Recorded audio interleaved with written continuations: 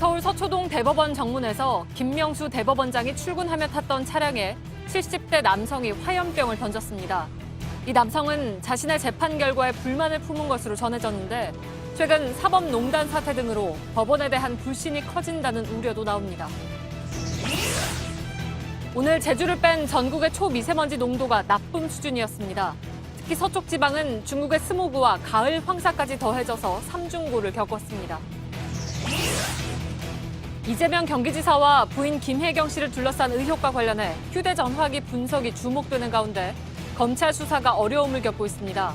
혜경군 김 씨 트위터 계정 사건을 수사 중인 검찰은 이재명 지사의 집과 집무실을 압수수색했지만 부인 김혜경 씨의 휴대전화기를 확보하지 못했습니다. 문재인 대통령이 변호사로 일한 법무법인 부산의 사무장 출신 송병곤 씨가 공기업 상임이사에 선임된 것으로 확인되면서 또다시 낙하산이란 지적입니다. 더욱이 송 씨가 선임된 기업은 최순실 국정농단 사건에 연루됐던 곳이라 더욱 논란이 되고 있습니다. 청와대 안보실 비서관을 사칭한 가짜 이메일에 이어 외교부 산하 차관급인 국립외교원장을 사칭한 가짜 이메일도 유포됐던 것으로 JTBC 취재 결과 확인됐습니다. 청와대는 경찰청 사이버안전국에 수사를 의뢰했고 국정원도 관련 수사에 들어갔습니다. KT 아현지사에서 화재 사고가 난 지 나흘째지만 인근의 일부 점포들은 여전히 전화나 카드 결제가 되지 않아 고통을 겪고 있습니다. 소상공인 단체는 17만 명의 자영업자가 피해를 봤다며 공동 대응을 예고했고 KT 이동통신 가입자의 이탈 조짐도 나타나고 있습니다. 미국의 화성 탐사선 인사이트가 206일간의 비행 끝에 우리 시간 오늘 새벽 5시쯤 화성에 착륙했습니다. 2년간의 활동에 돌입한 인사이트는 화성의 흔들림과 지표면 내 온도를 측정하는 등 인류 생존 가능성에 대한 다양한 단서를 수집할 예정입니다. 수시 논술 시험이 한창 치러지고 있는 대학 앞에 퀵서비스 오토바이 수십여 대가 세워져 있습니다. 오후에 시험이 치러지는 대학으로 시간에 맞춰 이동하려는 겁니다. 오토바이 짐칸에 매달린 수험생의 질주, 잠시 뒤 밀착 카메라에서 전해드립니다. 마스크가 필요 없는 세상으로. 내일을 바꾸는 현대 수소전기차. 시청자 여러분, JTBC 뉴스룸을 시작하겠습니다. 김명수 대법원장이 출근하면서 타고 있던 관용차가 화염병 피습을 당했습니다. 저희가 확보한 인근 차량의 블랙박스 영상에는 대법원 정문에서 1인 시위를 벌이던 70대 남성이 차량 바로 옆까지 다가가서 화염병을 던지는 장면이 고스란히 포착됐습니다. 이 남성은 2주 전에 대법원에서 확정된 자신의 판결에 불만을 품고 범행을 저지른 것으로 파악됩니다. 판결에 대한 개인적인 앙심 때문이었다고는 하지만 최근 들어서 사법농단 등의 사건으로 사법부의 권위가 떨어진 것도 이런 사건까지 일어나게 한 뭘 원자 원인이 아니냐 하는 지적입니다. 먼저 정원석 기자의 보도입니다. 오늘 오전 9시 10분쯤 대법원 정문 맞은편 주차장에 있던 차량 블랙박스에 찍힌 영상입니다. 검은색 승용차 3대가 줄을 이어 정문으로 들어섭니다. 앞서던 민원인의 자동차가 신원 확인을 위해 잠시 멈춘 사이 김명수 대법원장의 관용차를 포함해 뒤따르던 2대의 차들이 정차합니다. 그런데 정문 앞에 서 있던 74살 남모 씨가 차량 오른쪽으로 달려듭니다. 남 씨의 손에 불길이 보이고 이를 김명수 대법원장 차량에 던졌습니다. 곧이어 트렁크 쪽에서 폭발하듯 불길이 올라옵니다. 경호원들이 탑승한 뒤 차량에서 경찰관들이 급히 뛰어내리고 불이 붙은 상태로 청사 안으로 이동한 차량에 소화액을 뿌리는 사이 법원 경비대원들이 남성을 제압합니다. 그냥 어떻게 끌려 하니까 어떻게 안 되는 거예요. 막 번지니까 다행히 소화전이 와가지고 없어요. 그래서 정말 다행이에요.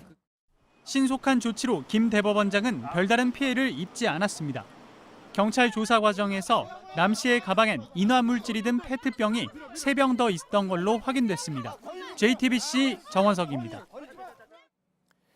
대법원 현장을 연결해서 70대 남성이 왜 화염병을 던졌는지 그리고 경찰의 수사는 지금 어떻게 이루어지고 있는지도 좀 알아보겠습니다.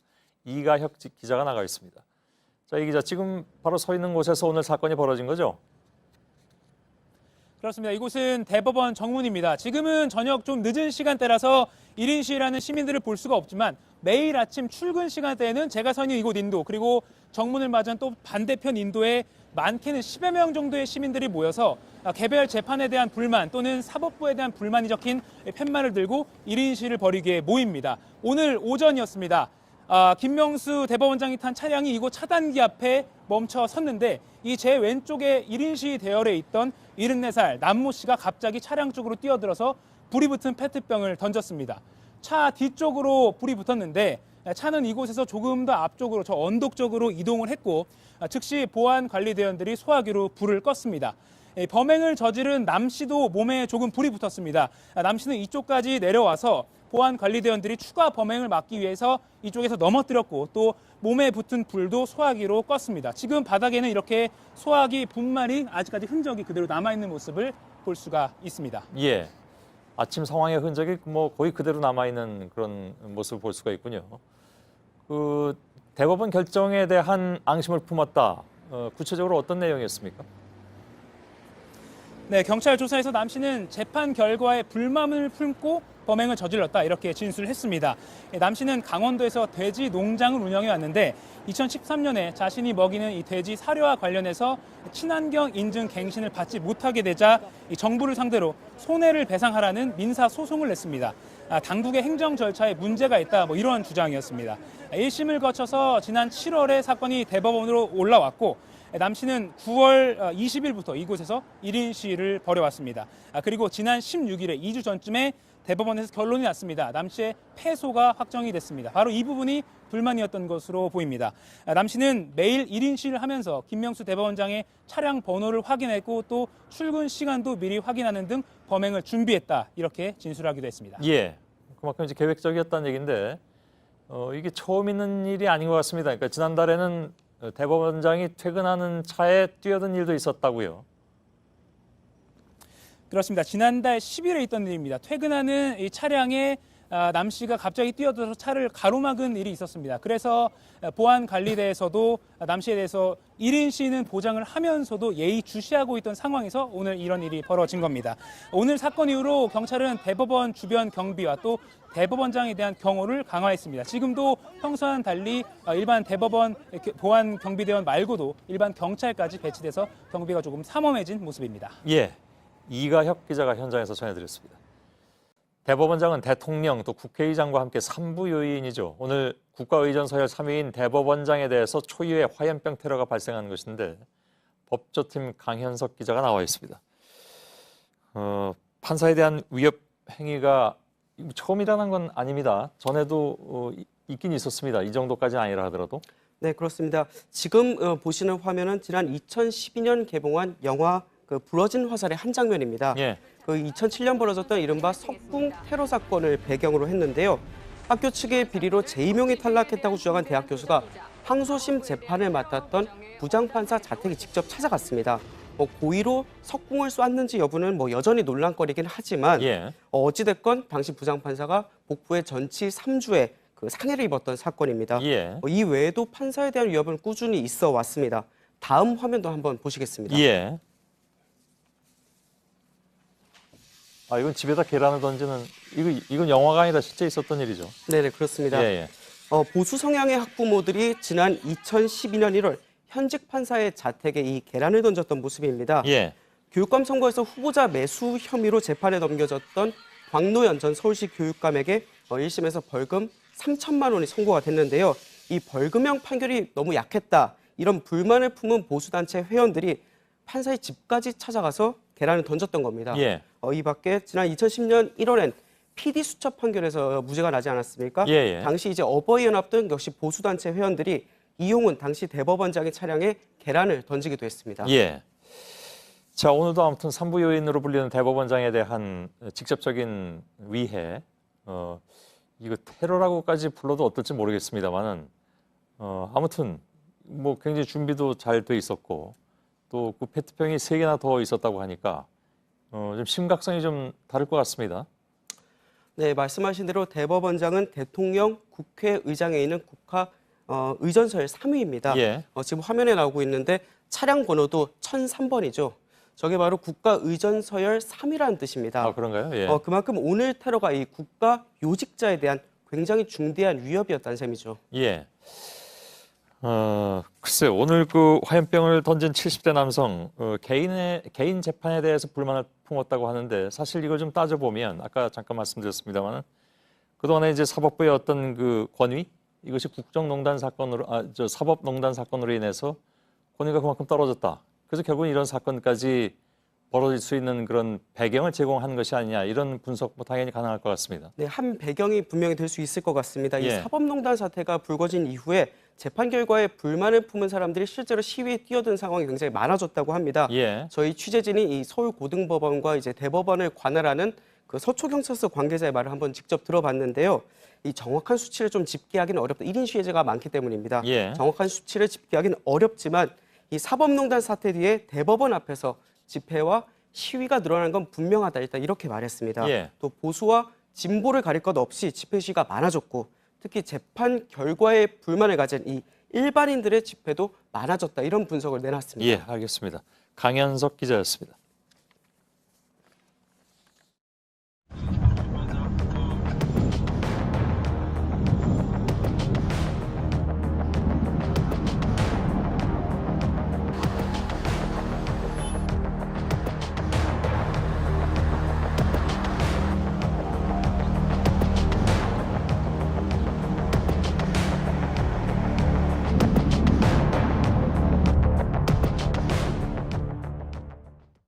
예, 지금 보시는 영상 오늘 오후에 찍은 태양의 모습입니다. 구름과 미세먼지 또 여기에 황사까지 뒤엉키니까 이게 해인지 달인지 혼돈이 될 정도로 뿌였습니다. 어제 중국 황사와 스모그 소식을 전해드리면서 우리나라에도 영향을 미칠 것 같다고 말씀드렸는데 우려대로 되고 말았습니다.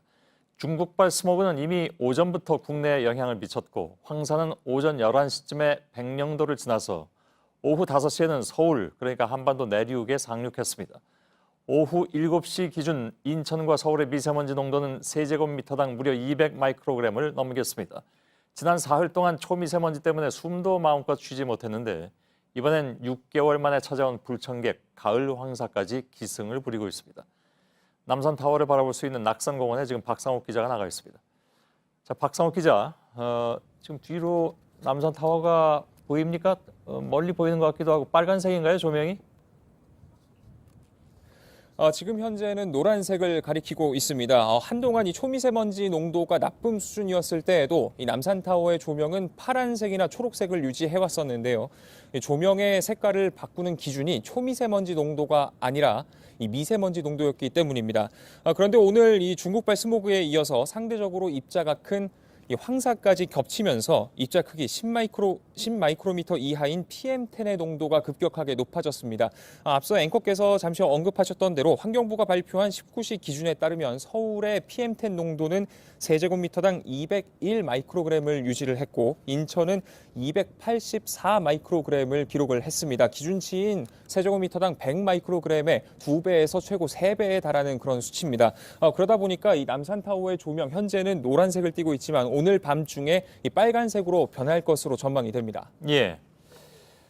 남산타워는 네, 그리고 저희가 지난 1월에도 말씀하세요. 이곳에서 중계를 한 적이 있었는데 예, 당시와 비교를 해보더라도 단순히 이 남산타워의 조명 색깔뿐만 아니라 건물들을 비롯한 도심 전체의 모습이 훨씬 더 뿌옇게 변한 모습을 확인할 수가 있었습니다. 예.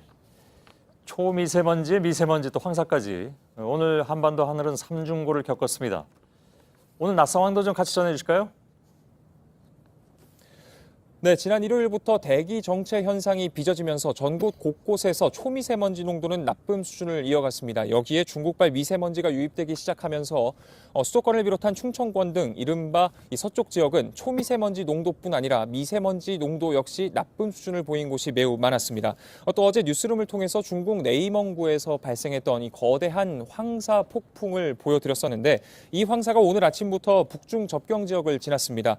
이 중 일부는 남쪽으로 처지면서 늦은 오후부터는 한반도 서쪽 지역에 도달한 상태입니다. 예. 근데 이게 가을에는 황사가 잘 오질 않는데 오랜만에 왔습니다. 원인은 어떻게 분석이 됩니까? 네, 우선 올해 마지막으로 황사가 나타났던 게 지난 5월이니까 약 6개월 만에 다시 찾아온 셈입니다. 통상 11월 중후반 무렵 황사의 발원지인 중국 네이멍구에는 차가운 시베리아 고기압이 매우 강하게 자리를 하게 됩니다. 고기압이니만큼 이 하강 기류가 강해서 황사가 만들어지기에 쉽지 않은 그런 환경이 만들어지는 거죠.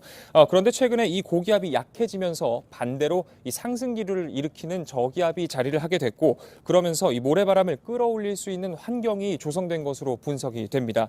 이 시베리아 고기압이 약해진 배경을 놓고 많은 전문가들은 지구 온난화를 그 원인으로 지목하고 있습니다. 예. 자, 내일 이후는 어떻게 됩니까, 그러면?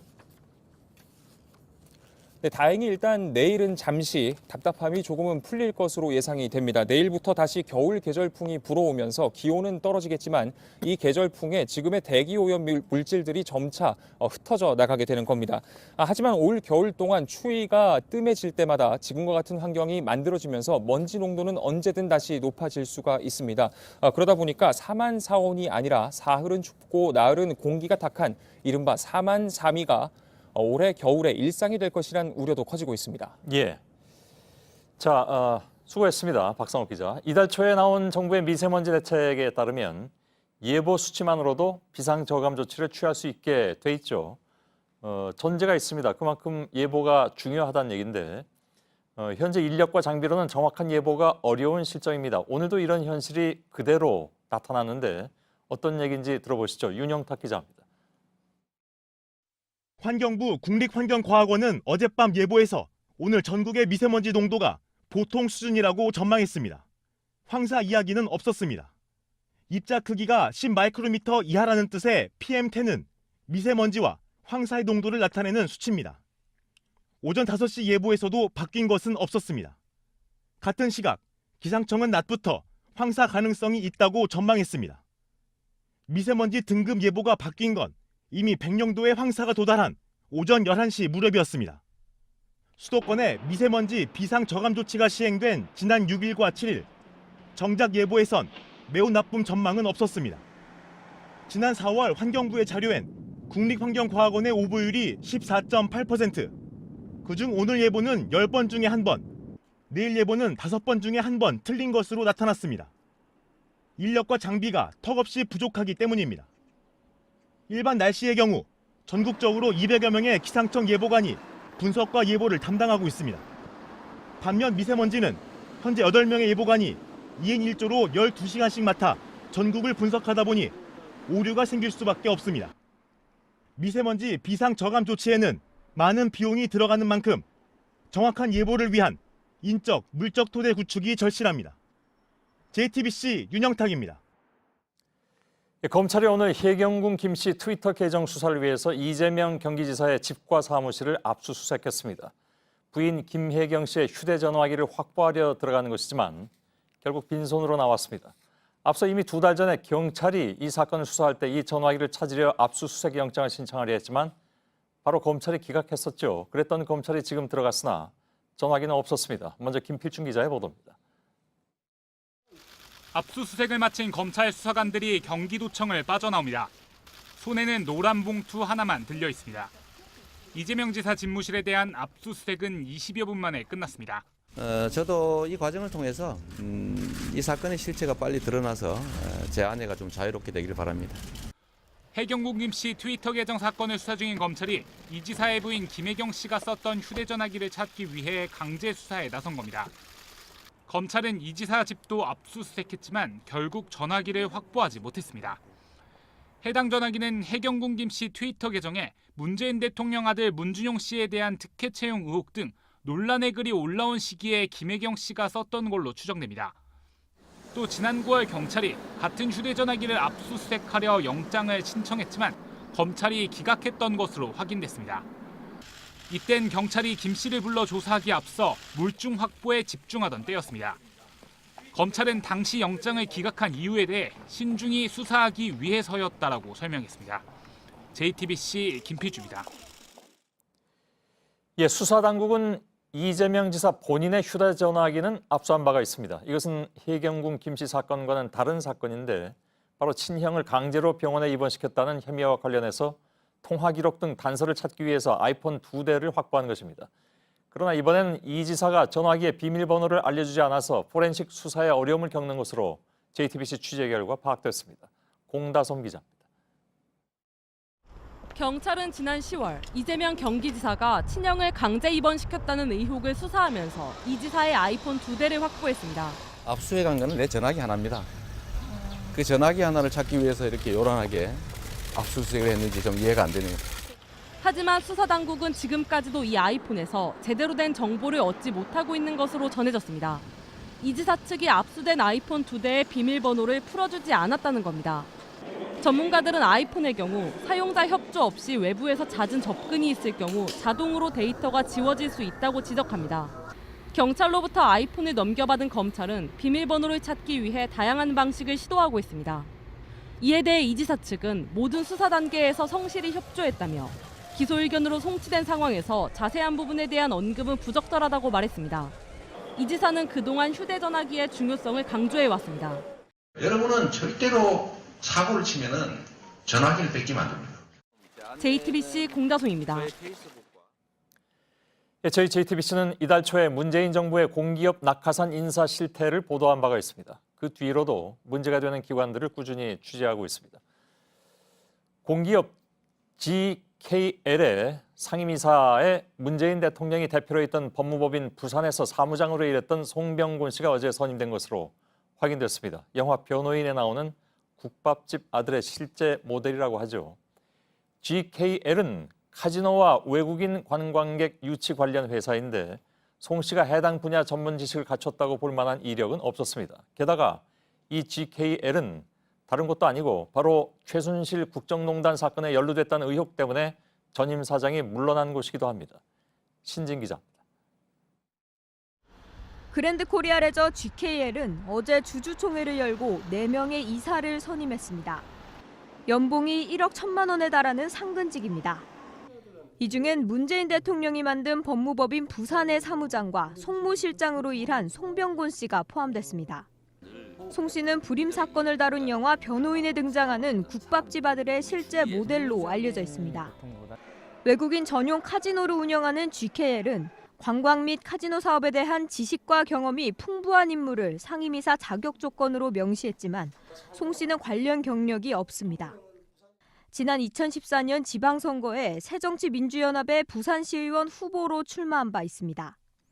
GKL 측은 낙하산 인사 논란에 대해 임원추천위원회가 송 씨에 대해 서류 심사와 인터뷰를 진행했고 주주총회에서 결정했기 때문에 별도의 공식적인 입장은 없다고 밝혔습니다. 송 씨는 JTBC와의 전화통화에서 최선을 다했다는 말밖에 할 수 없다며 지켜봐달라고 말했습니다. GKL은 국정농단에 연루된 의혹으로 전임 사장이 물러나는 등 낙하산 인사 논란이 제기됐지만 올해 문재인 대통령을 공개 지지한 유태열 전 대전지방경찰청장을 사장으로 선임해 논란이 일었습니다. JTBC 신진입니다. 낙하산 인사의 폐해는 저희가 지난 박근혜 정부 때부터 꾸준히 보도해드린 바 있습니다. 이번 KT 화재 사건도 낙하산 인사 문제의 한 단면이 드러난다는 지적입니다. KT 이사회는 과거 노무현 정부 청와대에서 수석 비서관을 지낸 인사들이 사회이사로 활동하고 있습니다. IT 업계와는 무관한 사람들인데 이들이 경영진을 제대로 견제했겠느냐 하는 비판이 KT 내부에서도 나오고 있습니다. 허진 기자입니다. KT는 지난 3월 주주총회에서 노무현 정부 청와대에서 각각 시민사회 수석과 경제정책 수석으로 일했던 이강철 씨와 김대유 씨를 사회이사로 선임했습니다. 이들이 선임될 때 KT 세노조는 황창규 회장의 경영을 보호해주는 역할을 하기 위한 영입이 아니냐는 비판 성명을 냈습니다.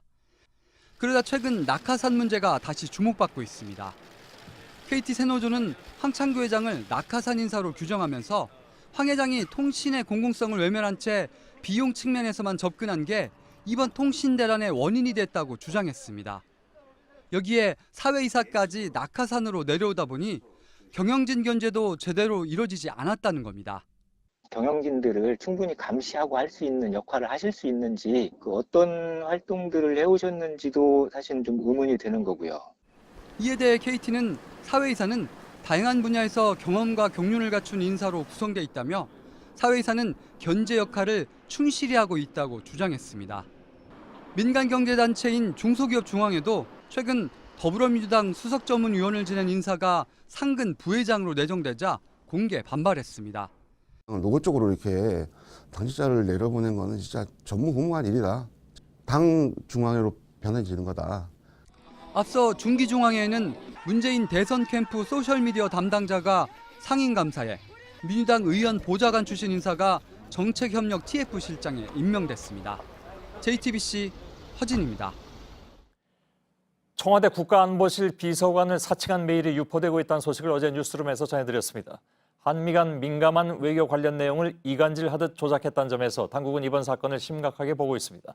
JTBC 취재 결과 청와대뿐만이 아니라 외교부 산하 국립외교원 원장을 사칭한 가짜 메일도 유포된 것으로 확인됐습니다. 이서준 기자입니다.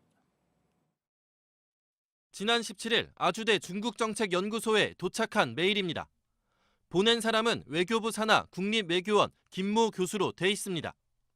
국립외교원 조세영 원장의 연설문을 첨부했다면서 중국 대표단에게 전달해달라고 적혀 있습니다. 첨부된 문서 제목은 한반도 비핵화와 한중 협력의 의의. 하지만 가짜 메일이었습니다. 그 원문 이메일을 저한테 보내주셨어요. 제가 확인을 해봤더니 그것은 제가 보낸 것이 아니었습니다. 원장님은 그런 파일을 작성하신 적이 없습니다. 국책연구기관인 국립외교원 관계자의 이메일 계정도 해킹된 것으로 의심되는 정황입니다. 조세영 원장은 이메일에 나온 간담회에 참석은 했지만 간단한 인사말만 했습니다. 가짜 메일에 첨부된 문서처럼 한중 관계에 대한 연설을 할 계획은 애초부터 없었습니다. 외교부 산하 국립외교원장은 차관급 외교 공무원입니다. 외교부 관계자는 만약 가짜 메일이 실제로 중국에 전달됐다면 한중 간 외교 문제로 비화될 수도 있었다고 밝혔습니다. JTBC 이서준입니다. 청와대는 국가안보실을 사칭한 가짜 메일이 전현직 외교관에게 발송되고 언론의 보도까지 됐다는 점에서 단순한 범죄가 아닌 것으로 판단하고 있습니다. 국가정보원과 경찰이 곧바로 공조수사에 나섰습니다. 박현주 기자입니다. 청와대는 경찰청 사이버수사과에 국가안보실 사이버정보비서관 명의의 수사 의뢰서를 발송했습니다. 어제 국가안보실과 민정수석실이 경위를 파악한 결과 청와대 자체적인 조사 범위를 넘어선다고 보고 공식 수사로 전환한 겁니다. 허위 조작 정보가 생산 유포된 경위가 대단히 치밀한 데다 담고 있는 내용 또한 한미 동맹을 깨뜨리고 이간질하려는 반국가적 행태입니다. 청와대는 또 한반도 및 동북아 정세평가와 전망이라는 문건을 보도한 언론사에 대해서도 최소한의 확인을 거치지 않았다며 책임을 물을 계획이라고 밝혔습니다. 수사에 나선 경찰청 사이버수사대는 가짜메일 원본을 확보해 계정 해킹 여부 등을 확인할 계획입니다. 또 외교적 마찰을 불러일으킬 수 있을 만한 민감한 내용도 문건에 포함돼 있었던 만큼 국정원도 관련 조사에 나섰습니다. 국정원은 오늘 오전부터 아주대 중국연구소를 직접 찾아가 피해자들을 조사하고 컴퓨터와 이메일 계정 등을 분석했습니다.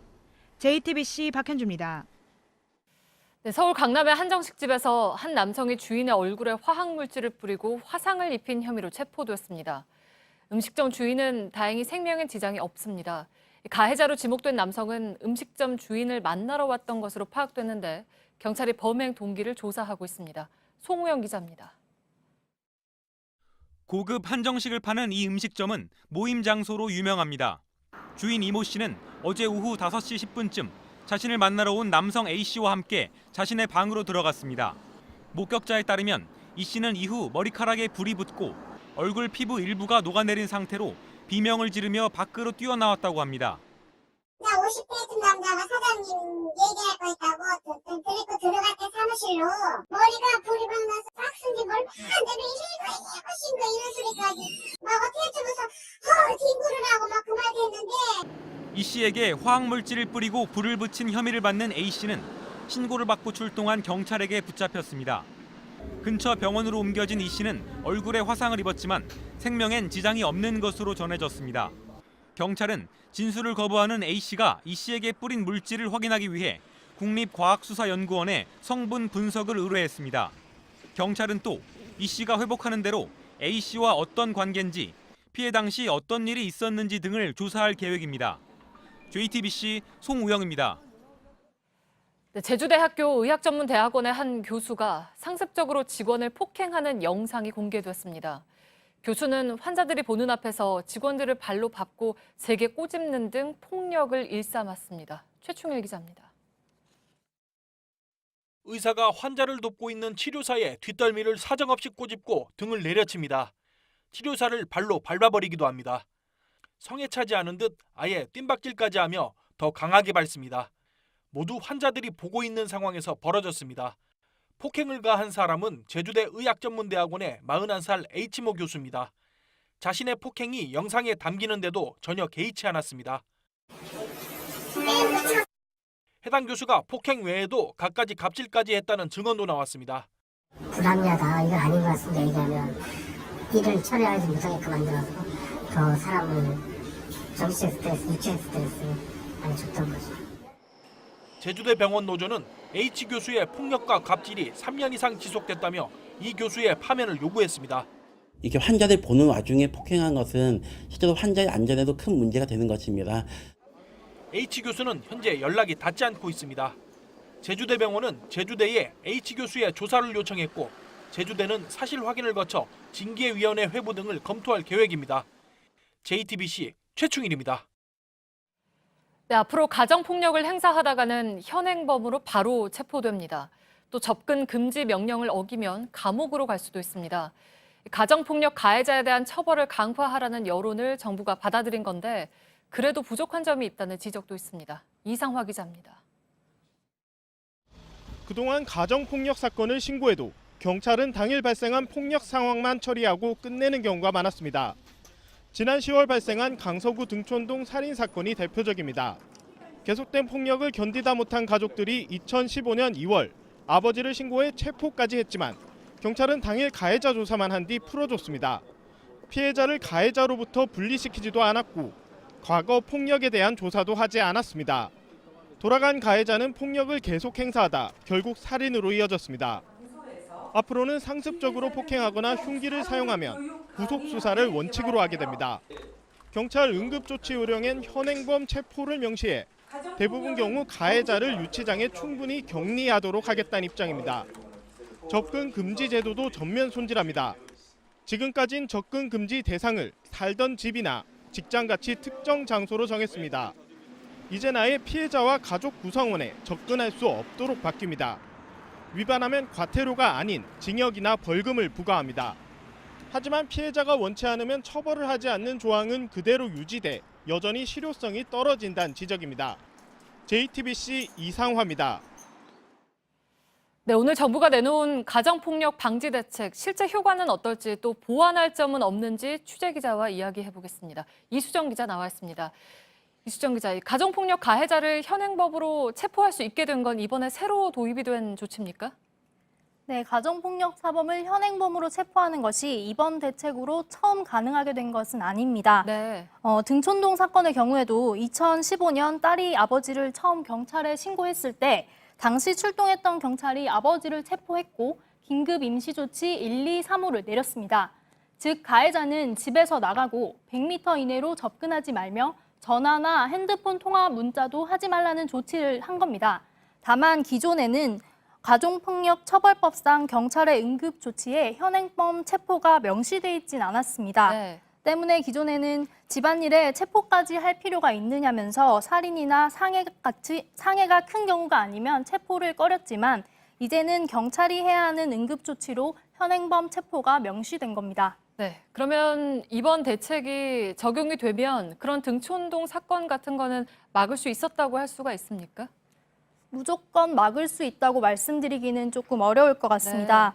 네. 2015년 당시에도 출동한 경찰이 재범 위험성 조사표를 작성했는데요. 네. 그때도 가해자는 고위험 가해자로 분류가 됐습니다. 하지만 이후에 피해자 휴대전화 번호가 바뀌었다는 등의 이유로 임시조치 이후 모니터링이 제대로 되지 않았던 겁니다. 임시조치 이후에 전 남편은 피해자 근처에 자꾸 나타났지만 가해자는 과태료 처분조차 한 번도 받은 적이 없었습니다. 네. 그런데도 임시조치 위반을 당국이 모니터링하는 이 방안이 이번 대책에서도 빠졌습니다. 임시조치를 위반하면 징역형으로 처벌은 할 수 있게 됐지만 위반 여부 적발 자체가 쉽지 않으니까 처벌로 이어지기도 어려울 수밖에 없는 겁니다. 네. 그리고 또 여전히 가해자를 처벌할 때 피해자에게 의사를 묻는 거 이거에 대한 비판적인 여론도 있죠.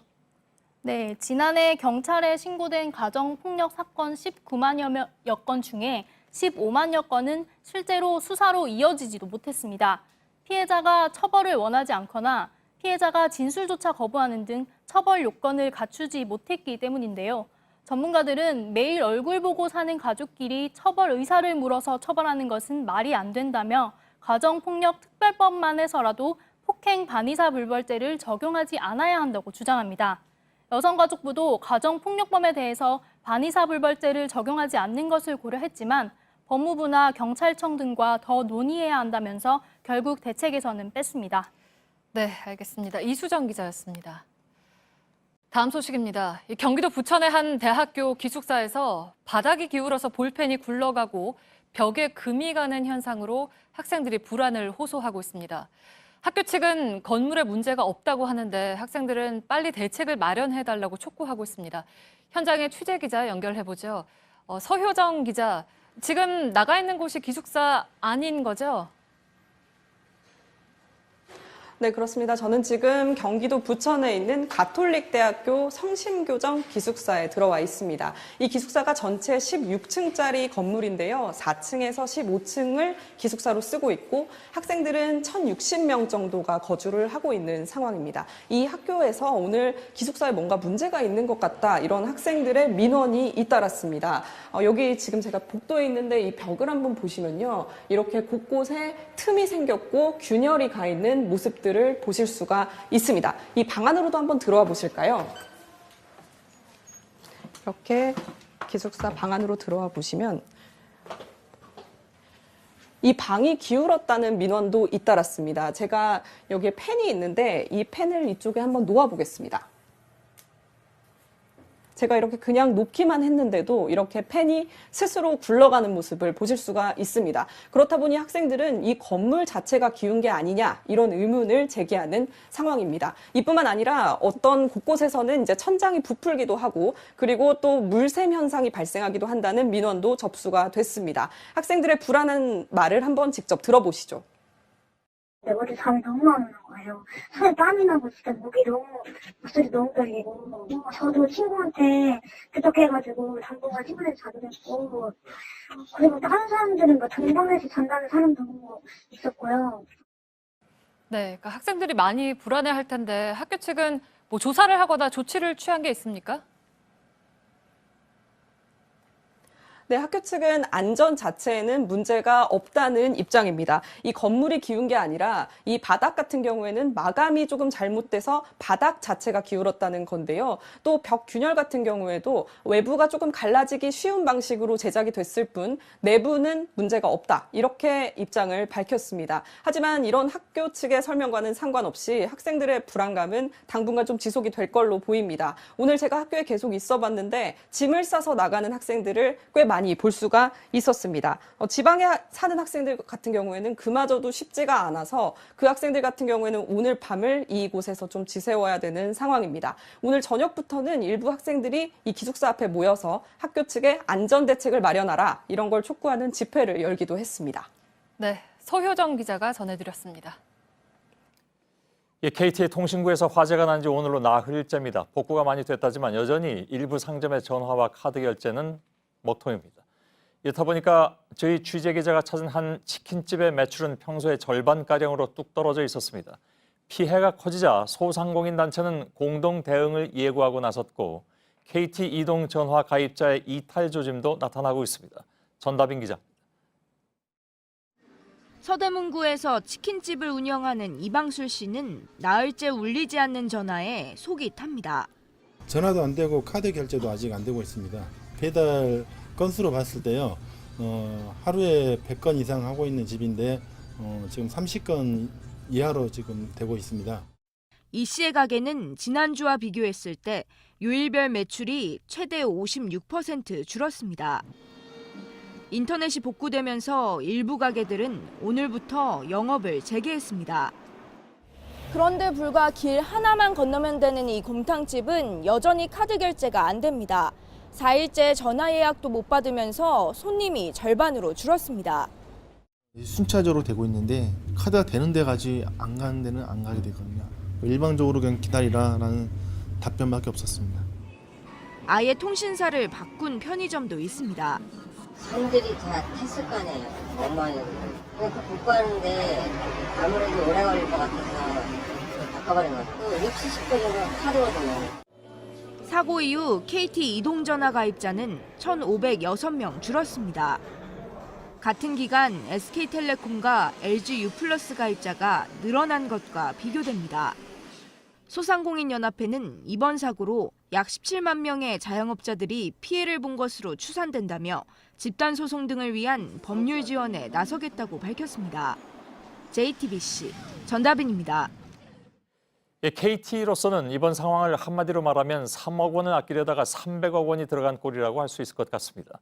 3억 원만 들여서 자동 소화 장비를 미리 갖췄다면 이번 피해를 어느 만큼 줄일 수도 있었는데 결국 통신요금 보상만 따져도 100배는 더 들게 됐습니다.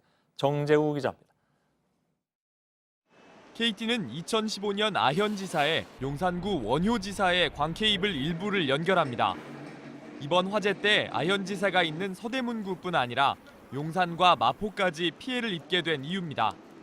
그런데 피해 규모가 3개 이상의 C군구를 넘으면 통신시설 중요도가 C급입니다. 정부가 직접 점검해야 하는 중요 통신시설로 분류되는 겁니다. 아현지사가 감당하는 범위가 C등급 수준으로 넓어졌지만 KT는 이런 사실을 과학기술정보통신부에 알리지 않았습니다. 올 들어 중앙지사와 광화문지사의 일부망까지 아현지사에 추가로 넘겼습니다. 이번 화재로 경기도 고양시 일부까지 6개 구에 걸쳐 피해가 나타나게 된 까닭입니다. 하지만 KT는 올해도 등급 변경 신청을 하지 않았습니다. KT 측은 아현지사의 망을 늘리는 작업이 마무리되면 내년에 등급 변경을 신청할 예정이었다고 합니다. KT가 자진 신고를 하지 않았다고 해서 과기정통부가 3년 넘도록 상황을 파악 못했다는 것도 문제입니다. 전문가들은 불이 난 통신구에 자동 소화 설비를 설치하는데 3억 원이면 충분했다고 합니다. KT가 통신 마비 지역 가입자에게 이달 요금을 안 받는 데 드는 비용만 해도 300억 원입니다. JTBC 정재우입니다. 어제 현대자동차 정진행 사장이 국회 박순자 국토교통위원장을 찾아온 것으로 JTBC 취재 결과 확인됐습니다. BMW 차량 화재로 인해서 국토위가 징벌적인 손해배상제 법안을 심사하고 있는데 자동차 업계가 배상 기준을 완화하기 위해서 본격적으로 움직이고 있는 것입니다. 그러나 박 위원장은 반드시 통과시키겠다는 입장을 저희 취재진에 보내왔습니다. 지켜보도록 하죠. 임소라 기자입니다. BMW 화재 사고 이후 박순자 국토교통위원장은 자동차 결함으로 벌어진 사고 피해에 대해서도 징벌적 손해배상제를 도입하는 내용을 담은 자동차관리법 개정안을 발의했습니다. 자동차 결함을 제조사들이 입증하도록 하는 내용도 포함됐습니다. 그런데 이 자동차법 개정안 처리가 임박하자 정진행 현대자동차 사장을 비롯한 여러 명의 자동차 업계 인사들이 박 위원장을 직접 찾아간 겁니다. 국토교통위 관계자에 따르면 이들은 박 위원장에게 피해액의 최고 5배를 물어주도록 하는 것은 너무 가혹하다는 식의 의견을 전달했습니다. 그러나 박 위원장은 미국과 비교하면 최고 5배는 그다지 높은 것도 아니다는 입장입니다. 박 위원장은 JTBC와의 통화에서도 배상 규모를 낮출 생각은 전혀 없다고 강조했습니다. 국토위 여당 간사인 윤관석 더불어민주당 의원도 이 법안의 취지를 살려 통과시켜야 한다는 입장입니다. 박 위원장은 국토교통위 법안 소위가 파행을 빚고 있지만 자동차법 개정안 처리에는 문제가 없을 것이라고 밝혔습니다. JTBC 임소라입니다. 이 자동차관리법 개정안의 취지는 BMW 화재 사태의 재발을 막자는 겁니다. 그러니까 입증 책임을 소비자가 아니라 회사에 지우고 리콜을 지연할 경우에는 책임을 더욱 무겁게 물리겠다는 것이죠. 업체들은 너무 과도하다고 아우성이지만 시민단체들은 미국 등에 비하면 역시 약하다는 입장입니다. 송지혜 기자입니다. 길 위에서 40대 넘는 차량이 불에 타며 국민의 목숨을 위협했던 BMW 사태. 계속되는 화재에도 BMW 코리아 측은 무성의한 태도로 일관했습니다. 당국의 사고 원인 조사에 자료를 제대로 안 내는 등 비협조적이었고 리콜에도 소극적이란 지적을 받았습니다. 국회에 계류된 13건의 자동차 관리법 개정안은 이런 상황이 재현되는 걸 막기 위해 나왔습니다. 국토교통위원장인 박순자 의원이 발의한 개정안의 경우 자동차에 결함이 없다는 걸 입증할 책임을 회사에 지웠습니다. 지금까지는 소비자가 문제가 있다는 걸 입증해야 해 소송을 하기가 현실적으로 어려웠습니다. 징벌적 손해배상 규정도 담겼습니다. 결함이 있다는 걸 알면서도 리콜을 하지 않아 중대한 손해를 입히면 손해액의 최대 5배까지 배상하도록 한 겁니다. 개정 법안에 대해 자동차 회사들은 업체에 과도한 책임을 물리는 것이라며 반대한다는 입장입니다. 하지만 시민단체들은 미국의 경우 최대 10배까지 배상 책임을 물리고 있는 데다 자발적 리콜을 촉진하는 효과도 클 것이라며 빠른 통과를 요구하고 있습니다. JTBC 송지혜입니다. 전역을 불과 2달 앞둔 해군 병장이 음주운전 교통사고로 목숨을 잃었습니다. 동반자석에 타고 있다가 사고를 당했는데 운전자는 다름 아닌 친한 선배였습니다. 사고 당시 현장에 피해자를 버려두고 도주했고 경찰 조사에서도 음주운전 사실을 부인하던 범인을 잡은 것은 차량 에어백에 묻은 DNA였습니다. 하혜빈 기자입니다. 하얀색 차량이 갑자기 중앙선을 넘어 불법 유턴을 합니다. 맞은편에서 달려오던 택시는 미처 피하지 못하고 부딪힙니다. 차량은 택시와 부딪힌 뒤 2번을 회전하고 도로 중앙에 있는 화단을 들이받은 뒤에야 멈췄습니다. 사고를 낸 운전자는 26살 조모 씨였고 혈중 알코올 농도는 면허 취소 수준인 0.109%였습니다. 조 씨는 가벼운 찰과상만 입었지만 조수석에 타고 있던 이모 씨는 차도로 튕겨나가 정신을 잃었습니다. 하지만 조 씨는 음주운전 사실을 숨기기 위해 친한 후배였던 이 씨를 버려두고 도망쳤습니다. 이 씨는 지나가던 시민의 신고로 병원에 실려갔지만 숨졌습니다. 이후 경찰이 운전자를 찾아 나서면서 조사를 받게 된 조 씨는 숨진 이 씨가 운전을 했다고 거짓말을 했습니다.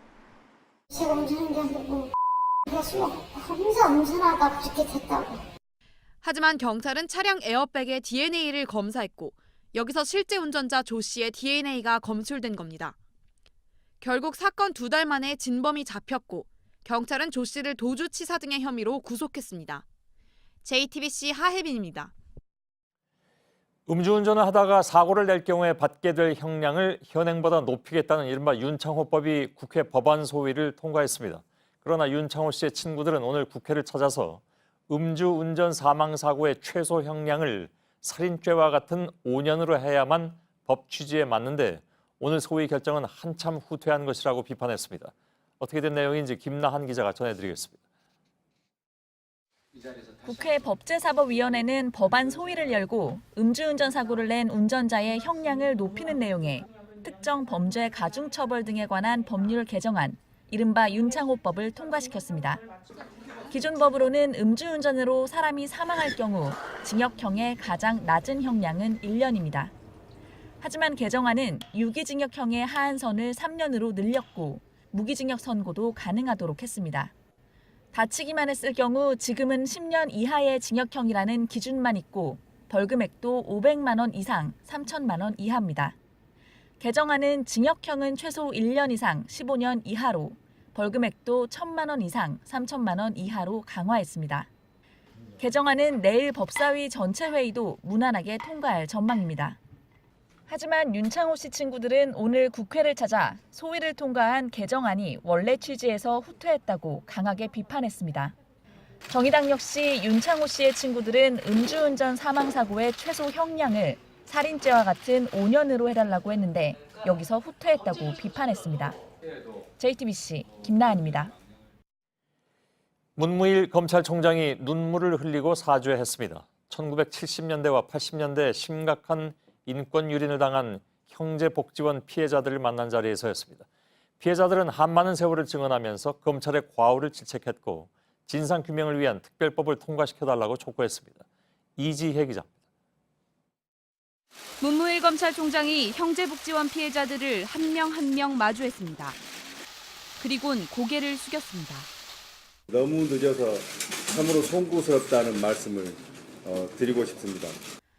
과거 자신들을 외면했던 검찰의 수장과 마주한 피해자들 목소리는 가늘게 떨렸고 30여 년 한많은 세월은 울음으로 터져나왔습니다.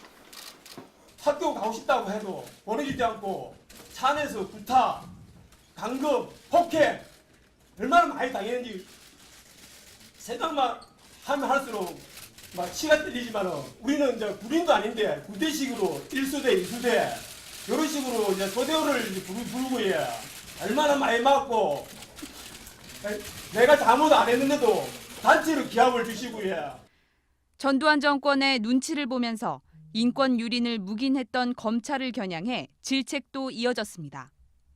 검찰이 조금만 더 신경을 쓰고 준비를 하였더라면 지난 30년 동안에 여기 살아있는 수많은 생존자들의 피와 땀이 이렇게까지는 깊지 않았으리라고 감히 생각하게 됩니다. 문 총장은 눈물로 사과했습니다. 과거 정부가 법률에 근거 없이 내무부 훈령을 만들고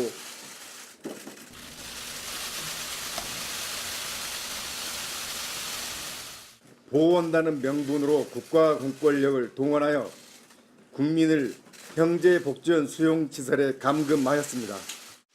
피해자들은 사과만이 아닌 국회에 계류 중인 진상규명을 위한 특별법 통과를 위해 검찰도 더욱 협조해 줄 것을 촉구했습니다. JTBC 이지혜입니다. 네, 미국이 발사한 화성 탐사선 인사이트가 화성에 착륙하는 데 성공했습니다. 지구에서 4억 8천만 킬로미터를 날아가서 출발한 지 206일 만인 우리 시간 오늘 새벽 화성에 성공적으로 내려앉았습니다. 인사이트는 예전 탐사선들과는 달리 처음으로 화성 땅속 탐사에 나서서 인류가 화성에서 살아갈 수 있는지 그 가능성을 탐색합니다. 영화 제목인 마션, 즉 화성인의 꿈에 한 걸음 다가섰다는 평가입니다. 김혜미 기자입니다. 30 meters, 20 meters, 17 meters, standing by for touchdown. Touchdown confirmed. 미국 항공우주국 나사 관제소에 환호성이 터집니다. 우리 시간 오늘 새벽 4시 53분, 나사가 발사한 탐사선 인사이트가 화성에 안착했습니다. 지난 5월 캘리포니아의 공군기지에서 발사된 지 206일 만입니다. 인사이트는 화성 궤도에 도착해 대기권을 뚫고 하강해 착륙하는 최대 고비를 넘겨냈습니다. 미국 언론은 이 고비를 시속 2만 킬로미터에 달하는 속도를 급격히 줄이면서 마찰로 인한 열을 견뎌야 하는 공포의 7분으로 표현했습니다. My heart was basically, I think, just stopped beating for 7 minutes. 처음 보내온 사진엔 먼지 속 지평선 너머 화성의 하늘이 담겼습니다. 과거 7개의 탐사선과 달리 인사이트는 처음으로 화성 땅속 탐사에 나섭니다. 지진계를 설치해 흔들림을 계산하고 지하 5m까지 파고 들어가 내부 온도를 측정합니다. In the coming months and years even, the history books will be rewritten about the interior of Mars. 나사는 이번 인사이트의 성공이 마션의 꿈을 현실로 앞당길 것이라고 전했습니다. JTBC 김혜미입니다. 네, 미국 국민 수천만 명이 대이동을 펼치는 추수감사절 연휴에 때이른 눈폭풍이 닥쳤습니다. 이 눈폭풍은 최대 시속 80km에 달해서 항공기가 무더기로 결항하고 수십만 가구의 전기가 끊겼습니다. 미국 기상청은 통상 1, 2월에 나타나는 눈보라가 11월에 온 건 매우 드문 일이라고 했습니다. 김준영 기자입니다. 눈보라의 공항이 순식간에 눈밭으로 변했습니다. That was canceled, so then I had to hurry and find another flight. 하늘길뿐 아니라 육로도 마비됐습니다. 고속도로는 통행이 제한됐고 도로 곳곳에서 빙판 사고가 일어나 한 명이 사망하는 등 인명피해가 잇따랐습니다. 미국 추수감사절 연휴 막바지에 기록적인 눈폭풍이 시카고 등 미국 중서부를 강타했습니다. 현지 시간 25에서 26일 내린 눈은 곳에 따라 시간당 5cm가 넘는 폭설을 뿌렸습니다. 일리노이주 일부 지역에선 40cm 이상 쌓였습니다. 시카고에서만 비행기 1,200여 편이 결항하는 등 이틀간 전국적으로 2,800여 편의 항공편이 취소됐습니다. 시카고에선 한때 34만여 가구가 정전 피해를 겪어 복구 작업이 진행 중입니다.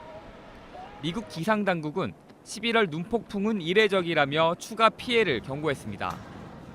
시카고 튜리브는 칼럼을 통해 지구 온난화가 겨울철 지구의 혹한을 부르고 있다고 전했습니다.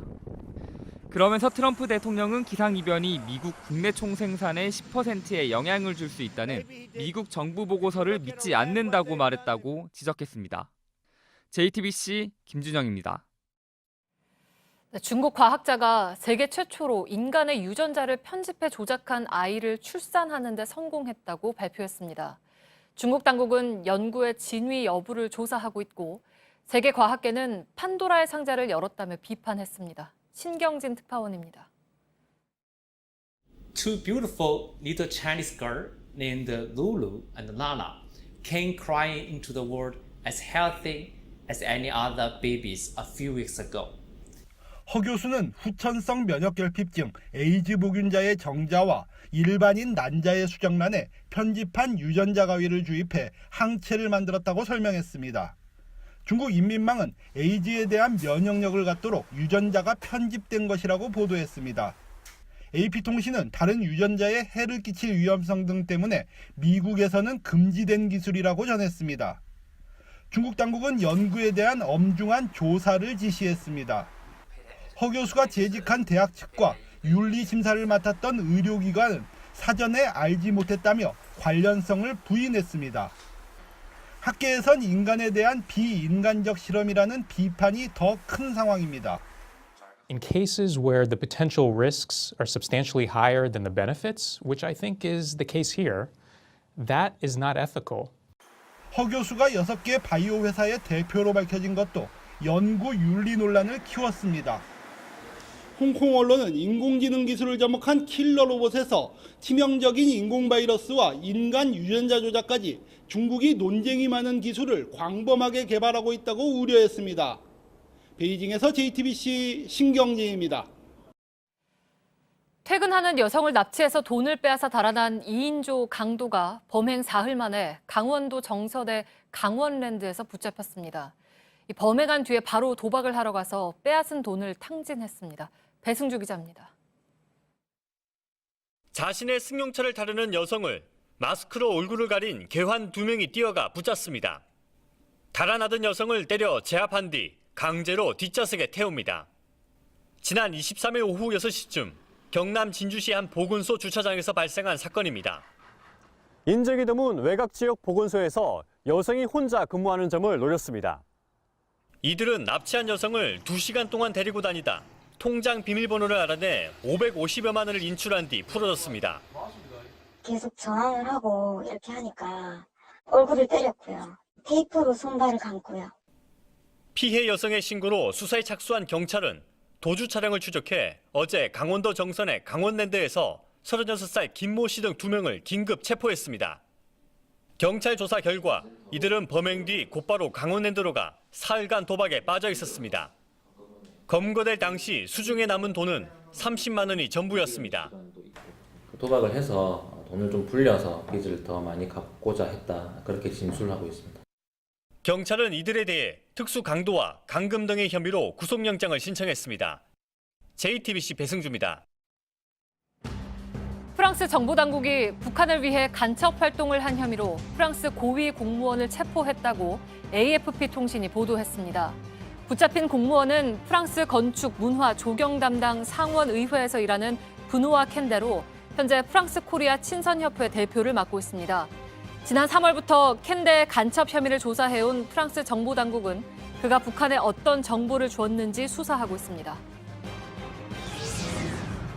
가습기 살균제 피해자들이 살균제를 개발한 SK케미칼과 이를 유통한 애경산업의 전현직 임원 14명을 검찰에 다시 고발했습니다. 피해자들은 오늘 기자회견에서 2016년에도 두 업체를 검찰에 고발했지만 배상은커녕 사과도 하지 않고 있다며 빠른 수사로 억울함을 풀어달라고 호소했습니다. 오늘 아침 8시 50분쯤 충남 공주의 마곡사 앞 골목에서 65살 서모 씨가 음주운전을 하다 김장을 하던 주민들을 덮쳤습니다. 이 사고로 서 씨가 운영하는 식당에서 일하는 마을 주민 5명이 다쳐 병원에서 치료받고 있습니다. 서 씨의 혈중 알코올 농도는 0.081%로 면허 정지 수준이었습니다. 경찰은 서 씨가 새벽까지 술을 마시고 운전한 것으로 보고 있습니다. 5달째 총장 자리가 비어있던 서울대학교의 이사회가 오늘 신임 총장의 최종 후보자로 오세정 물리천문학부 명예교수를 뽑았습니다. 오 후보자는 국민의당 비례대표로 당선돼 20대 국회의원을 지내다 총장 후보로 출마하면서 2달 전에 의원직을 내려놓았습니다. 오 후보자가 교육부 장관의 제청과 대통령 임명을 거치면 물리학부 출신 최초로 총장이 됩니다.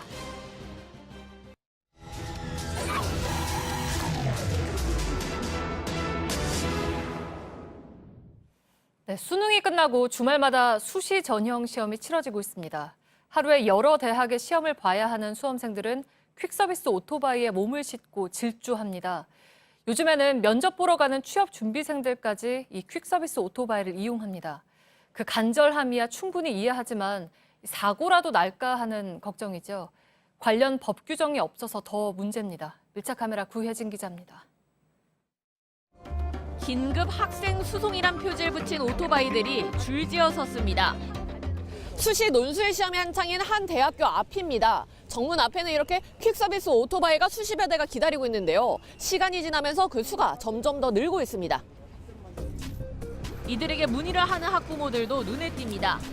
대목이죠. 기사분들 한 500대 정도가 항상 요때만 돼서. 퀵서비스 기사들이 준비한 종이엔 미리 조사한 대학 시험 일정이 빼곡합니다. 15,000원 정도 킥 서비스는 그렇거든요. 근데 서울 시내 10만 원 이렇게 하고 기사분들이 그러니까 킥을 접고 다 오시는 거예요. 페이가 세니까. 오전 논술 시험이 끝나자 수험생들이 정문으로 질주합니다. 부모님과 같이 뛰기도 합니다. 다른 대학 고사장의 입실까지는 1시간 반 정도밖에 남지 않았기 때문입니다. 대중교통으론 빠듯합니다. 전철도 얘가 아직 한 번도 안 타보고 여기도 처음 와보고 길을 전혀 몰라요. 수시 시험이 실시되는 대학 근처는 교통정체도 심합니다. 길이 막혀도 오토바이는 뭐 갓길로 다 요리조리 빠져나가니까. 수험생들이 하나둘씩 오토바이를 타고 출발하고 있습니다. 다른 시험 고사장 입실 시간이 1시간밖에 남지 않았기 때문에 서두르는 겁니다. 오토바이 뒷자리에 자리를 잡은 수험생들이 운전자의 허리나 손잡이를 꽉 붙잡습니다. 무서워하죠. 다 공부만 하던 학생들이 오토바이 타봤겠어요. 여학생들 같은 경우 부들부들 떨죠. 학생들을 태운 오토바이들이 차와 사람 사이를 요리조리 빠져나갑니다.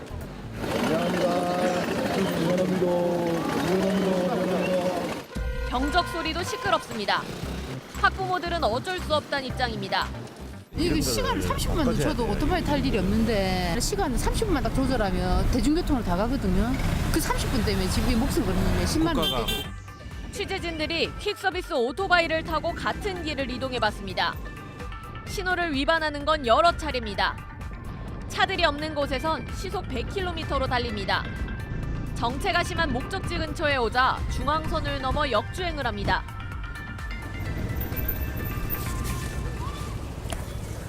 차로 1시간이 걸리는 거리를 30분도 안 돼 도착했습니다.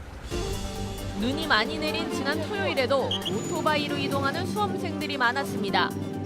헬멧을 쓰지 않은 학생도 눈에 띕니다. 취업준비생들도 퀵서비스 오토바이 이용에 가세했습니다. 일명 A매치데이라고 불리는 공기업 시험날이나 금융권 시험일이면 고사장마다 오토바이들이 북적입니다.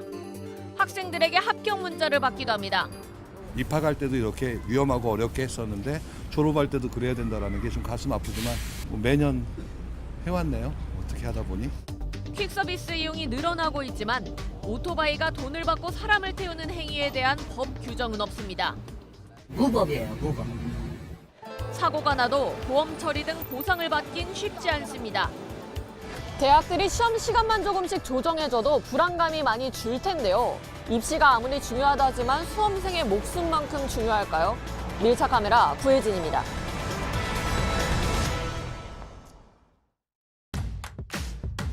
다, 사, 다, 다, 사, 다, 다, 다, 사, 다, 다, 다, 다, 사, 사, 다, 다, 다, 사,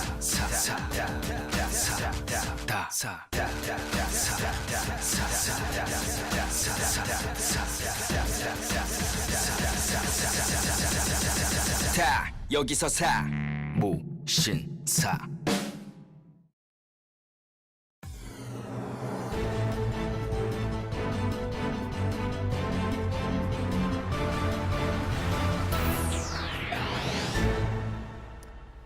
예, 뉴스룸의 앵커 브리핑을 시작하겠습니다.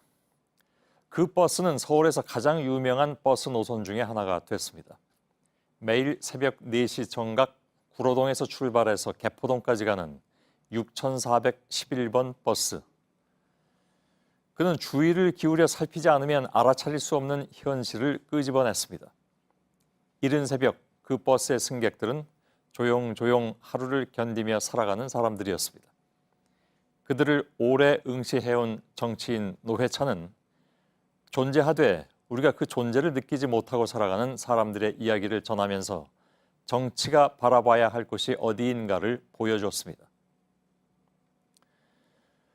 우리에겐 어린 나이에 미혼모가 되는 것이 어떤 것인지 아는 마음, 가난하게 살거나 흑인으로 사는 것, 장애인으로 사는 것, 노인으로 사는 것이 어떤 것인지 이해하는 마음, 곧 공감을 지닌 사람이 필요합니다. 지난 2007년 미국 대선 유세 중에 오바마 후보는 자신의 연방대법원 판사 선임 기준을 이렇게 밝혔습니다. 공감. 비록 그것이 나에게 닥친 일이 아닐지라도 타인의 마음을 헤아려 공명하는 마음.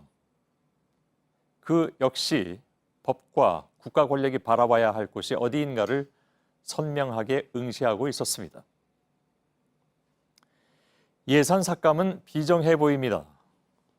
며칠 전에 국회 예산결산위원회에서 벌어진 논쟁이었습니다. 시설을 이용하는 한부모 가정에 지원하는 예산 61억 원. 모든 걸 국가가 책임져 줄 수는 없으니 전액 삭감해야 한다는 지적에 반대하는 차관의 목소리는 떨렸습니다.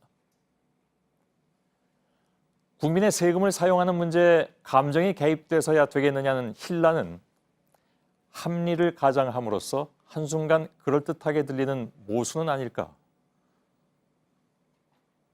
우리가 무엇 때문에 정치를 하는가 생각해 볼 필요가 있다. 같은 자리에서 나온 누군가가 했다는 이 말이 차라리 더 핵심에 매달린 말이 아닐까. 그들이 소위 쪽지 예산, 카톡 예산으로 한부모 가정 예산보다 훨씬 더 많은 지역구 예산을 챙길 때 6411번 버스에 탄 사람들을 위한 예산은 그만큼 잘려나갔다는 것을 기억한다면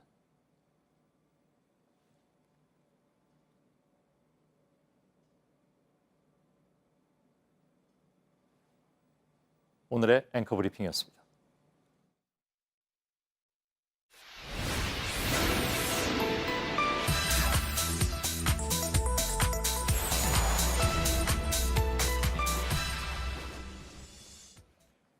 네, 오늘 팩트체크는 온라인에서 잘못 알려진 정보를 확인하겠습니다. 11월에 건강보험료가 유독 많이 나왔다는 한숨 섞인 글들이 온라인 커뮤니티에서 잇따르고 있습니다. 몇만 원이 더 나왔다, 정부가 지나치게 올려서 폭탄을 맞았다. 도대체 이유가 뭐냐는 문의가 팩트체크팀에도 몇 건 들어왔습니다. 저희가 확인을 해보니까 건보료가 인상된 건 아니었고 건보료를 매기는 자료가 매년 11월에 업데이트되기 때문이었습니다. 오대영 기자, 얼마나 많은 사람들이 더 내게 된 겁니까? 네, 11월에 건강보험료가 달라진 대상은 지역가입자입니다. 전체 750만 가구 중에서 35.2%가 보험료가 늘었습니다. 48.4%는 변동이 없었습니다. 16.4%는 보험료가 줄었습니다. 네. 근데 이제 건보료를 올리기로 했다는 소식은 저희가 뉴스룸에서도 보도를 해드렸는데 이게 이유가 아니라는 거잖아요. 네, 건강보험공단이 보험료를 올리기로 한 것은 사실입니다. 네. 지난 6월에 확정이 됐습니다. 그런데 시행이 내년 1월부터입니다. 11월 보험료와는 무관한 겁니다. 네, 그러면 보험료가 오른 게 아니라면 뭐 때문에 오른 건지를 좀 봐야 될 텐데 매년 11월에 과표 조정이라는 걸 한다면서요? 그렇습니다. 지역가입자의 경우에는 소득과 재산에 따라서 자신의 보험료가 달라지게 됩니다. 네. 1년에 한 번 소득과 재산 자료가 업데이트가 됩니다. 이른바 과표 조정인데 시점이 매년 11월입니다. 5월에 국세청에서 전년도의 소득, 각 지자체에서 재산에 대한 과세 대상을 확정합니다. 이걸 10월에 국민건강보험공단에 전달합니다. 네. 이 때문에 11월부터 개인별로 새로운 자료가 반영이 됩니다. 10월에 비해서 보험료가 더 나온 사람이 이 때문에 생기는 겁니다. 네, 그러면 11월에 보험료가 너무 많이 나왔다라고 하는 분들은 지난해 소득과 재산이 좀 늘었다라고 볼 수가 그렇습니다. 있는 거겠죠? 소득은 이자와 배당, 사업, 근로, 연금 소득 등을 말하고 또 재산은 토지, 건물, 주택, 승용차, 선박, 항공기 등을 가치를 따집니다. 전문가들은 지난해 집값이 많이 오른 것이 이유 중에 하나일 수 있다라고 분석을 하고 있습니다. 네, 근데 이제 일부 언론에서는 가입자의 부담을 키우는 방향으로 제도가 바뀌었다라고 보도를 했습니다. 여기 이렇게 보시는 것처럼요. 네, 지난 7월에 새로운 부가체계 적용으로 건보료가 인상됐다. 그래서 지역가입자들이 또다시 건보료 폭탄이다. 이런 보도가 나왔습니다. 네. 일단 지난 7월 이 체계가 바뀐 것은 사실이고 과표 구간이 확대가 됐습니다. 그런데 이로 인해 보험료가 올라간 사람은 소득 상위 2%, 재산 상위 3% 이내입니다. 이런 내용이 기사에 충분히 담겨 있지 않아서 마치 지역가입자 모두가 큰 부담을 지게 된 것으로 오해할 수가 있습니다. 저소득층의 부담을 줄이고 상대적으로 적게 내왔던 고소득층의 부담을 늘려서 형평성을 높이자는 취지입니다. 네, 그리고 앞서 내년에는 이제 보험료율이 오른다고 했는데 그러면 실제로 얼마나 오르는 겁니까? 직장 가입자의 경우에 액수로 따지면 한 달 평균 3,746원이 오르게 됩니다. 네. 0.22%의 보험료율이 오르기 때문입니다. 지역 가입자는 한 달 평균 3,292원이 인상이 되는데 부가점수당 금액이 6.4원이 오릅니다. 최근 8년 사이에 인상률이 가장 큰 폭입니다. 그래서 내년에 피부로 느끼는 부담은 결코 작지는 않을 것으로 보입니다. 네, 팩트체크 오대영 기자였습니다.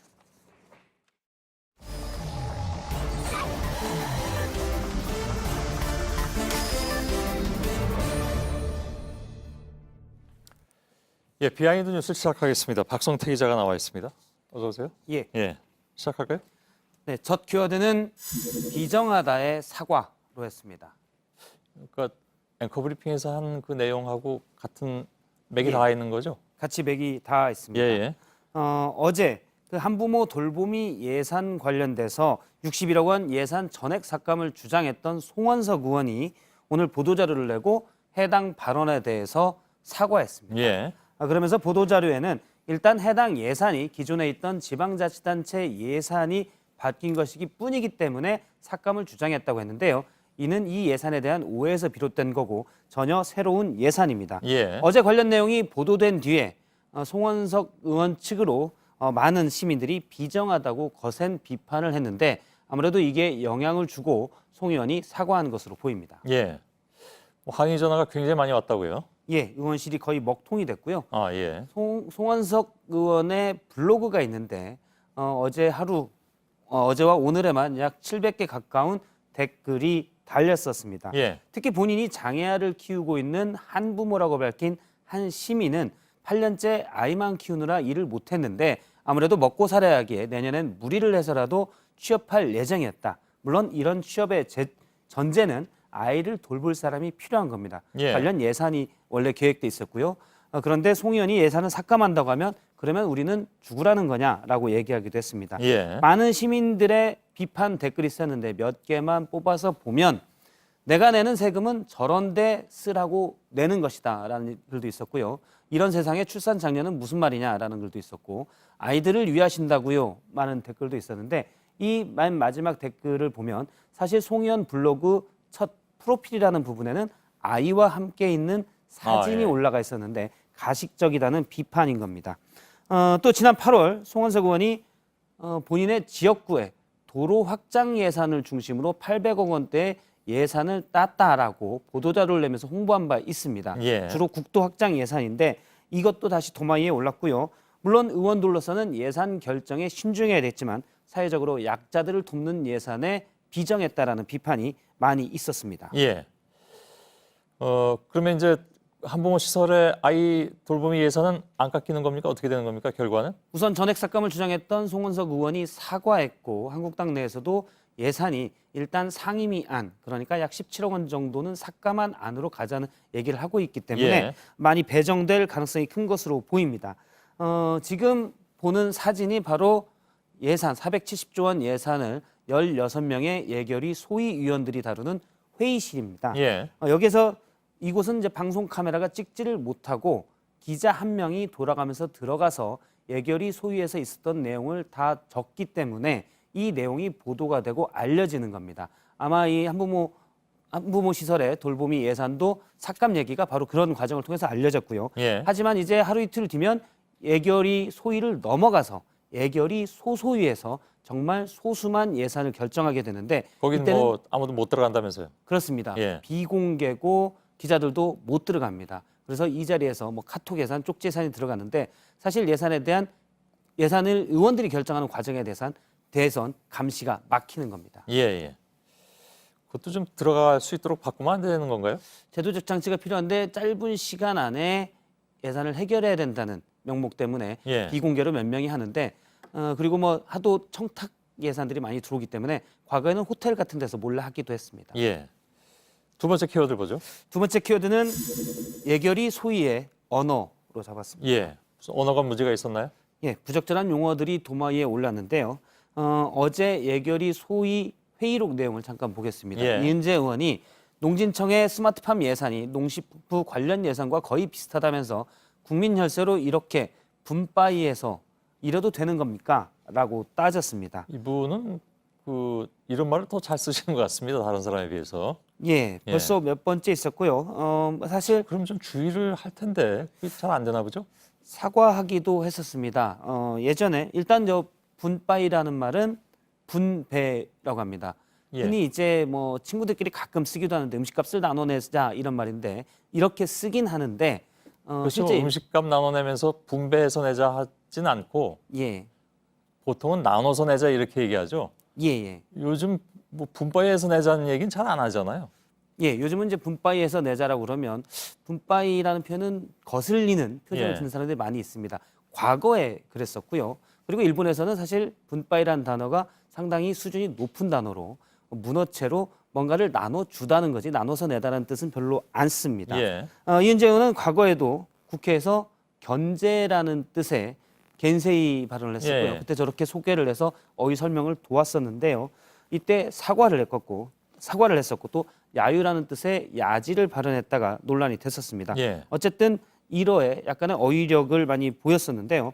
부적절한 어휘 사용도 문제지만 이 어휘가 소통되는 방식도 좀 비판이 있었습니다. 예. 어제 야당이 정부가 4조 원대의 세수 결손에 대한 대책을 가지고 오지 않았다면서 예결위 소위를 파행으로 갔고 오늘도 파행이 됐습니다. 예. 그런데 이 과정에서 고성이 오갔는데요. 나중에 고성이 오간 뒤에 조홍천 의원이 민주당의 조홍천 의원이 권성동이 보고 싶다. 권성동이라고 말하기도 했습니다. 그래서 예. 소위가 끝난 다음에 저게 무슨 뜻이냐라고 한 기자가 물어보자 본인이 법사위에 있었는데 법사위도 이렇게 시끄럽진 않았다라는 얘기로 법사위 위원장이었던 권성동 의원을 얘기했고요. 예. 그러자 조홍천 의원의 말에 이어 민주당의 박찬대 의원이 나처럼 귀마개를 해야지라고 귀마개를 주머니에서 꺼내서 보여주기도 했습니다. 실제로 가져왔다는 얘기죠? 예, 오른쪽 주머니에 들어 있었고요. 제가 의원실 측으로 확인해 보니까 귀마개는 아니고 블루투스 이어폰입니다. 그런데 그런가요? 예. 음악을 안 듣더라도 고성이 난무할 때 잠깐 귀에 끼고 있으면 머리가 어지럽진 않다라는 얘기를 들었습니다. 예. 세 번째 키워드로 넘어가죠? 세 번째 키워드는 이기적인 DNA로 잡았습니다. 예. 어떤 DNA인데 그러죠? 어제 자유한국당의 정우택 의원이 홍준표 전 대표를 향해 바퀴벌레와 연탄가스에 비유했다라고 보도를 했었는데요. 뭐 국회 소식은 전해드릴 때마다 하여간 그 정상적인 용어가 별로 안 나와서요. 예. 예. 어제 손 앵커가 그러면 분바이부터 시작해서 오늘 뭐 이 용어들이 다 그렇잖아요. 그렇습니다. 예. 사실 이 코너에서 그런 용어들을 많이 소개하는데 소개할 예. 게 점점 줄어들기를 바라고 있습니다. 예. 홍 전 대표의 반박을 유도해서 존재감을 키우는 발언으로 해석이 된다라고 했고 홍 전 대표가 반박을 했냐라고 물어보셨었는데 예. 오늘 반박을 했습니다. 아, 그렇군요. 페이스북에 내가 현장에 복귀하겠다고 하니 거품 물고 막말하는 두 부류가 있다라면서 좌파 매체들과 반대당 그리고 두 번째가 양박들이라고 했습니다. 예. 직접 언급하진 않았지만 어제 있었던 범친박계로 분류됐던 정우택 의원을 겨냥한 것으로 보이고요. 연탄가스와 바퀴벌레를 막말이라고 홍준표 전 대표가 규정을 했는데 사실 이 단어는 원래 홍준표 전 대표가 처음 썼던 말입니다. 그래서 옮겨 쓴 거잖아요. 그렇습니다. 예. 홍 전 대표의 말을 차용해서 예. 홍 전 대표를 비난한 정우택 의원이 비난한 경우인데요. 이거 뭐 근데 물어보기도 좀 그런데 양박은 뭡니까? 예, 사실 홍준표 전 대표 페이스북에 어떤 페이스북 친구가 양박은 친박 비박인가요? 라고 물었습니다. 그러자 홍준표 대표가 곧바로 답을 달았는데 양아치 친박입니다.